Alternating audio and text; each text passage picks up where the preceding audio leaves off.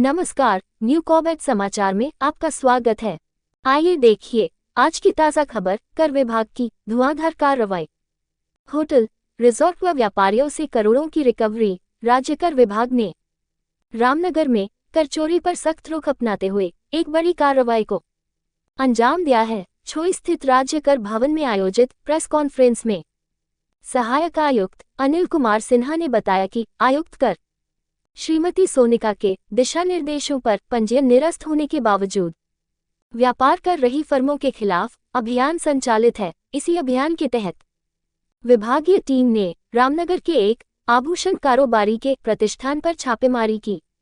जांच में करीब 3 करोड़ रुपए की अघोषित बिक्री सामने आने पर विभाग ने व्यापारी से मौके पर 2 लाख रुपए वसूल किए तथा शेष कर 15 दिन में जमा कराने के निर्देश दिए। सहायक आयुक्त ने बताया कि विभाग ने गत माह निर्माणाधीन इकाइयों से 3 करोड़ रुपए कर रिवर्स कराया है। इसके अलावा 22 सितंबर 2025 के बाद जीएसटी संरचना में बदलावों के चलते होटल रिजॉर्ट की जांच में लगभग 53 लाख रुपए रिवर्स किए गए हैं। उन्होंने कहा कि मनरेगा कार्यों में भी कर अनियमितताओं की जांच की जा रही है और जहां भुगतान के बावजूद कर जमा नहीं किया गया उन व्यापारियों पर कार्रवाई की गई है। विभाग ने बताया कि कर चोरी पर अभियान आगे भी जारी रहेगा। आप देख रहे हैं न्यू कॉबेट समाचार। रामनगर से न्यू कॉबेट समाचार की यह विशेष रिपोर्ट। चैनल को लाइक, कमेंट और सब्सक्राइब करना ना भूलें।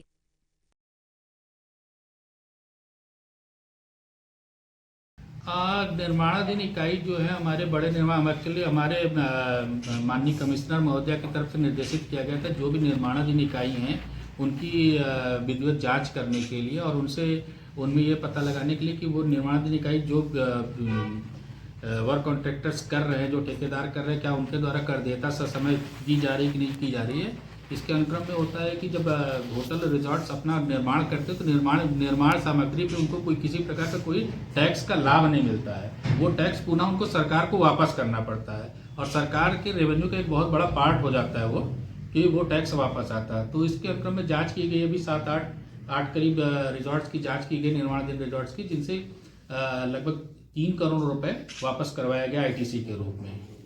और मनरेगा की सूचना अभी शासन से प्राप्त हो गई है 2 वर्ष की, 22-23, 23-24 की, जो हम लोग को भेज दी गई कंसर्निंग क्षेत्र के हिसाब से। हमें जैसे रामनगर क्षेत्र के उन व्यवसायियों की, उन व्यापारियों की सूची प्रदान कर दी गई है जिनके द्वारा मनरेगा के अंतर्गत कार्य किया गया और सरकार से गवर्नमेंट से उसका पेमेंट लिया गया है, जिनकी जांच की जा रही है। प्रथम दृष्टया अभी 22-23 में हमारे पास 10 ऐसे व्यापारी चिन्हित किए गए हैं जिसमें अनियमितता है।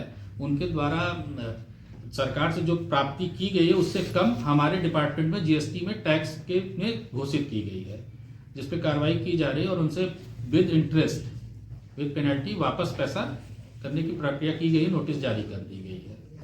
रिजॉर्ट्स पे एक्चुअली होता क्या है कि रिजॉर्ट्स व्यवसाय करते रहते हैं परंतु वो टैक्स नहीं जमा करते, हमारा रिटर्न नहीं जमा करते।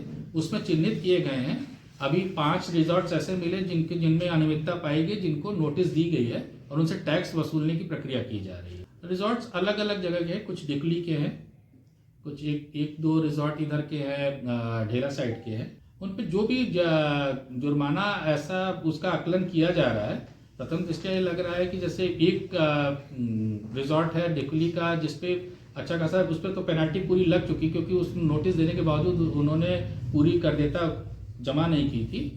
उन पे 4.5 करोड़ रुपए की पेनल्टी लगाई गई है। सर, एक ज्वेलर्स की बात भी कर रहे थे आप।